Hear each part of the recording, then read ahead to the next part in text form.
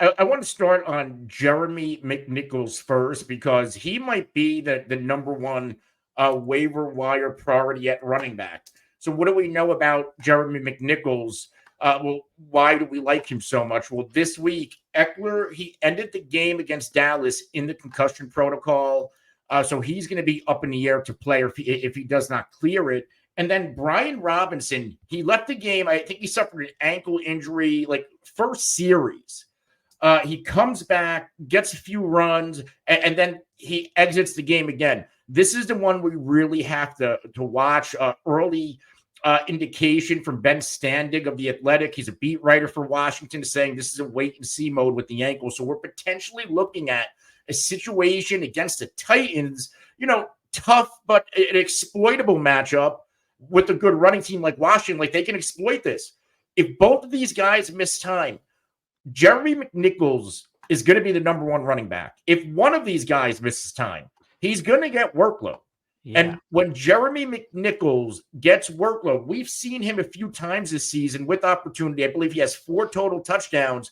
He also has a 20-point game under his belt. One of the early games this year where it was either B-Rob or Eckler. It might have been B-Rob missed some time. But McNichols, 20.4 against Arizona, played 24 offensive snaps, 8 for 68 and 2 touchdowns. And then he followed that up against Cleveland in week 5. This was a game that they all played, but maybe somebody could have missed some time during the game. But he went 7 for 44 and a touchdown, and then he scored a touchdown against Pittsburgh.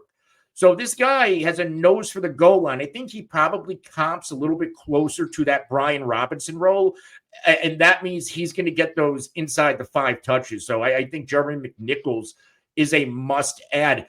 It is being proactive, right? We don't know definitively if Eckler or Brian Robinson misses time. We don't know. But with how concussion track records are and how the B-Rob and his ankle injury, we don't know how this is going to progress. It did not look good that he came in and left. That's not a great sign for his potential usage in the next game. So I think McNichols is the number one running back add this week. Even if you get one game out of him, this is going to be one game where he potentially gets 15 touches on a run-centric offense.